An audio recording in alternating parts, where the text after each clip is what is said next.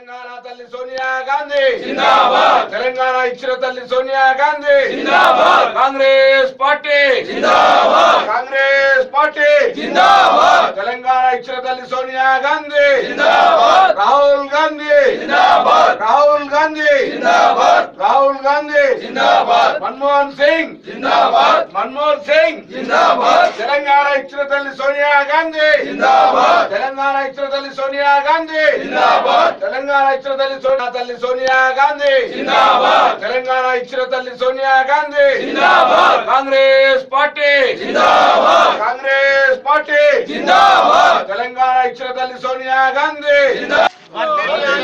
Long you Sonia, long you Jai Congress మంచి వెడల్ పెట్టుకోరు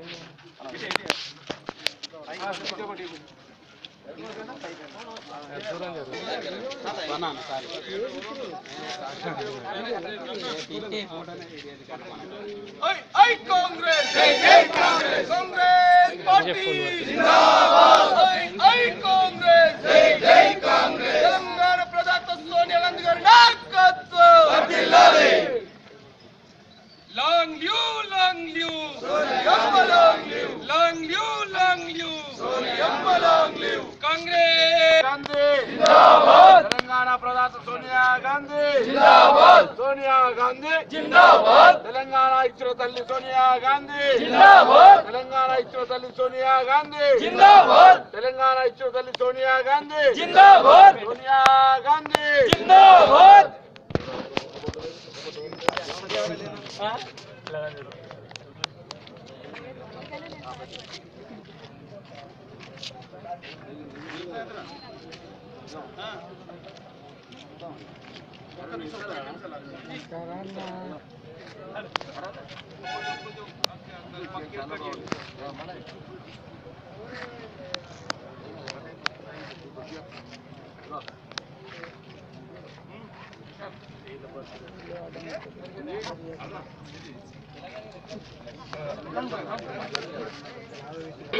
మంచివాళ్ళు కాదు, బుద్ధిమన వాళ్ళు విజ్ఞత వాళ్ళు దాన్ని అంగీకరిస్తారు.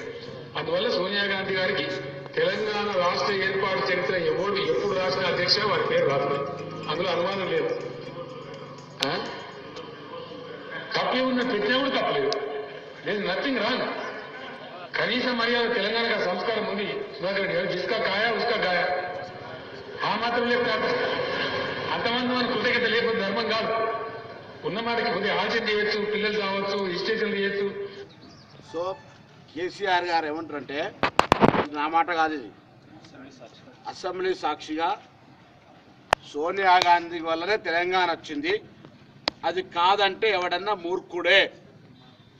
ఇలా సోనియా గాంధీ వల్ల వచ్చిన తెలంగాణ 4వ ఆవిర్భావ దినోత్సవం జరుగుతుంటే నీ రాష్ట్ర ప్రభుత్వం కానీ నీ పార్టీ కానీ ఎక్కడన్నా సోనియా గాంధీ గారి పేరు తీసిందా మూర్ఖుడా అని అడుగుతాను నేను. మేము మల్యాల మండల కాంగ్రెస్ చొప్పదని నియోజకవర్గ పక్షాన్ని అడుగుతా ఉన్నాం. నేను అడిగిన మాట కాదు ఇది, కేసీఆర్ మాట్లాడిన మాట మీరు చూసిర్రు. జిస్కా కాయా ఉస్కా గాతా హై అంత బేమాన్ కాదన్న వ్యక్తి ఇవాళ సోనియా గాంధీకి సంబంధించి నీ కొడుకు మాట్లాడతాడు. కాంగ్రెస్ ఒక ఏం పార్టీ?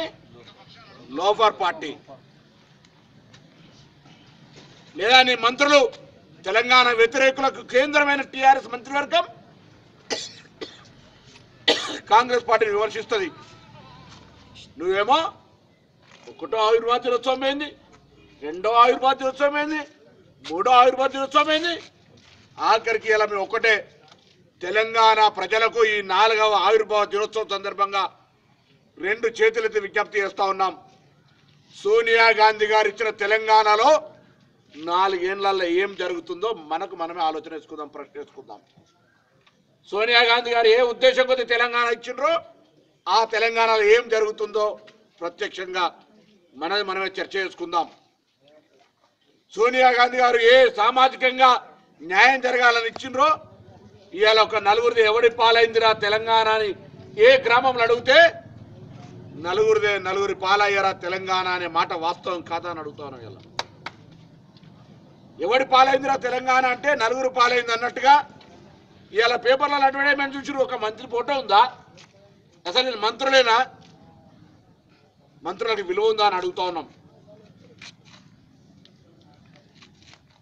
అన్నిటికంటే ప్రధానంగా మేము తెలంగాణ తెచ్చినాం, మేము కాంగ్రెస్ మెడల్ వచ్చి తెలంగాణ తెచ్చినామని, లేదా మా పోరాట ఫలితం అంటే ఇవాళ ప్రజలంతా కులాలకు అతీతంగా మతాలకు అతీతంగా ప్రాంతం మొత్తం అన్ని ఊర్లలో జేఏసీలు ఏర్పడి కుల సంఘాలు ఏర్పడి సకల జనుల సమ్మె పెట్టి మొత్తం దేశం మొత్తంగా కనబడే విధంగా ఆర్టీసీతో సహా అందరు కలిసి పోరాటం చేస్తే తెలంగాణ రాష్ట్రం సోనియా గాంధీ గారు సానుకూల నిర్ణయం. సోనియా గాంధీ నేను చెప్తాను, నేను పార్లమెంట్లో ఓటేసినోడిని, పార్లమెంట్లో కొట్లాడినోడిని, పార్లమెంట్లో తెలంగాణ ఏర్పాటు దగ్గరికే నా భాగస్వామ్యాన్ని మీ ప్రతినిధిగా చూపెట్టినోడిని.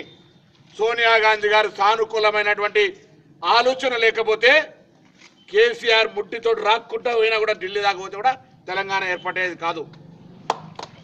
నేను అబద్ధం చెప్తలే, ప్రత్యక్షంగా నేను అందులో పాత్రధారిని, భాగస్వామిని కాబట్టి చెప్తా ఉన్నా. అసలు బిల్ పాస్ అయినాడు ఎక్కడన్నాడు ఆయన?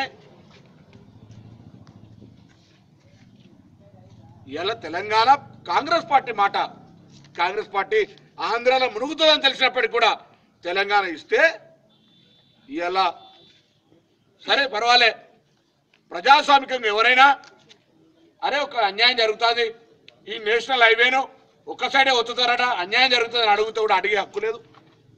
లేదా దళితులకు అసైన్ అయిన భూములకు సంబంధించి డబుల్ బెడ్రూమ్ ఇళ్ల పేరు మీదనో ఇంకో స్కూల్లో పేరు మీదనో మళ్ళీ గుంజుకుంటుంటే అన్యాయం చేస్తున్నారని అడిగే హక్కు లేదు. అరే కౌలు భూములు మాకు అసైన్ ద్వారా ప్రభుత్వం ఇచ్చింది, ఆ అసైన్ భూములకు రైతు బంధు పథకం ఇయ్యరా అంటే ఇయ్యవు, కౌలు భూములకు ఇయ్యవు, పోడు భూములకు ఇయ్యవు. తెలంగాణ రాష్ట్రం ఏర్పడి 4 సంవత్సరాలు పూర్తయితే ఆర్టీఐ ద్వారా తీసుకున్న సమాచారం మేరకు ఎక్కడంటే అక్కడ బహిరంగ చర్చకు సిద్ధం టీఆర్ఎస్ నాయకత్వంతో. తెలంగాణ రాష్ట్రంలో ఇప్పటి వరకు 1952 లబ్ధిదారులకు మాత్రమే డబుల్ బెడ్రూమ్లు అందినాయి. 4 ఏళ్లలో ఇంకా ఏడాది లేపిస్తూ బిడ్డ అని అడుగుతా ఉన్నాం. ఆనాడు ఒక ఆకర్షణీయమైనటువంటి ఎన్నికల పథకం అది. అల్లుడేస్తేడా, కోడేస్తేడా, మేకేడా, బర్రెనీడ కట్టేస్తామని ప్రజలల్లా మాకు తెలంగాణ వస్తే డబుల్ బెడ్రూమ్ వస్తుంది అన్నటువంటి ప్రజలకు ఇవాళ నట్టెట్ట ముంచి ఇప్పటి వరకు 4 ఏళ్లలో నా ఆర్టీఐ పేపర్ ఉంది, 1952 ఇండ్లు మాత్రమే శాంక్షన్ గృహ లబ్ధిదారులకు ఇచ్చినావు.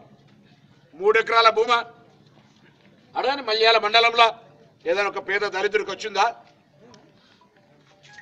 కేజీటీ పీజీ కేసీఆర్ మనోడు ముఖ్యమంత్రి మనోడు, బాలయ్య డ్రైవర్ మనోడు ఒకటే పాఠశాలలో ఏమైంది?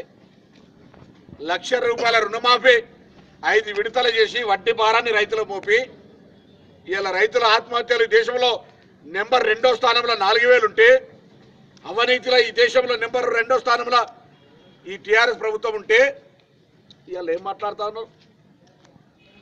అందుకే మేము ఒకటే, వీటన్నిటికీ ఒకటే ఆలోచన.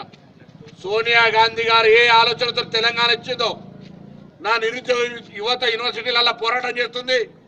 తెలంగాణ ఏర్పడితే ఇప్పటి వరకు ఆధిపత్యం చెలాయిస్తున్నటువంటి ఆంధ్ర వాళ్ళు పోతే తెలంగాణ నిరుద్యోగులకు ఉద్యోగాలు వస్తాయి అనుకున్నారు. కానీ కేసీఆర్ కుటుంబంలో 4 ఉద్యోగాలు రాగానే తెలంగాణ నిరుద్యోగులందరికీ ఉద్యోగాలు వచ్చినాయి అనుకున్నారు. ఈ మండలంలో ఎవరికైనా ఉద్యోగాలు వచ్చినాయని అడుగుతా ఉన్నాం. అంటే వాళ్ళ ఆలోచన ఎంతసేపు వాళ్ళ కుటుంబంలో ఉన్నటువంటి ఒకడు నిరుద్యోగి ఉండే సంతోష్ కుమార్, ఆయన కూడా రాజ్యసభ ఇచ్చేసారు. ఇక మనవాడికి ఎలిజిబిలిటీ లేదు, ముసలమ్మకి ఎలిజిబిలిటీ లేదు, లేకపోతే వాళ్ళకు కూడా ఏమైనా ఇస్తారు కావచ్చు. అంతే కదా. అంటే ఇటువంటి పరిస్థితుల్లో మేము సోనియా గాంధీ గారు ఇచ్చిన తెలంగాణలో అసలు మనం ఏమనుకున్నాం? మన నీళ్ళేవి, మన నియామకాలేవి, మన నిధులేవి, ఎవరి పాలవుతున్నాయి నిధులు, ఎవరు తింటుండు, ప్రజలకు ఏం దొరుకుతుంది? నీళ్ళంటే మిషన్ భగీరథ నీళ్ళు అడిగినావా మనం?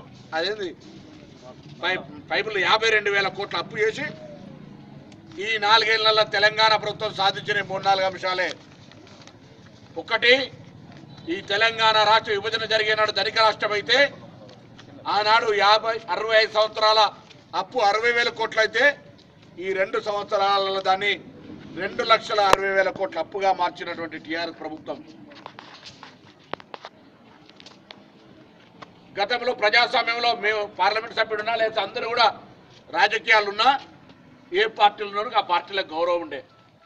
ఇవాళ నియంతృత్వం పార్టీ ఫిరాయింపుల ద్వారా సామధాన భేద దండోపాయాలు పెట్టి వేరే పార్టీ లోపలనే బహిరంగపరచడం అనేటువంటి ఒక నీచ సంస్కృతిని ఈ 4 సంవత్సరాల టీఆర్ఎస్ పార్టీ సాధించింది. ముఖ్యమంత్రి స్వయంగా వేరే పార్టీలో గెలిచినటువంటి వాళ్లకు కండువాలేసి ఆహ్వానించేటువంటి నీచ సంస్కృతి గత రాజకీయాల్లో ఎన్నడూ లేనటువంటి పరిస్థితి ఈరోజు ఇక్కడ దాపురించింది. దాని తర్వాత రాజ్యాంగబద్ధంగా ఉండబడేటువంటి గవర్నర్ లాంటి వాళ్ళతోటి ప్రాజెక్టుల సందర్శన పేరు తెచ్చి ప్రశంసల పరంపర కొనసాగించే భజన శాఖను భజన మండళ్లను కొనసాగిస్తే వాళ్లకు దాసోహంగా మారిపోతున్నటువంటి పరిస్థితి. దళితుల పట్ల దళితుల మీద జరుగుతున్న అఘాయిత్యాల పట్ల దళితులకు 3 ఎకరాలు జాగవచ్చు లేదా దళితులకు సంబంధించిన అనేక అంశాల లోపల ఈ ప్రభుత్వం సీతక్క నేడంగా ఉక్కుపాదం వేసి దళితులను అణచివేస్తా ఉంది. మైనార్టీలకు 12% రిజర్వేషన్ ఏది, గిరిజనులకు 10% రిజర్వేషన్ ఏది,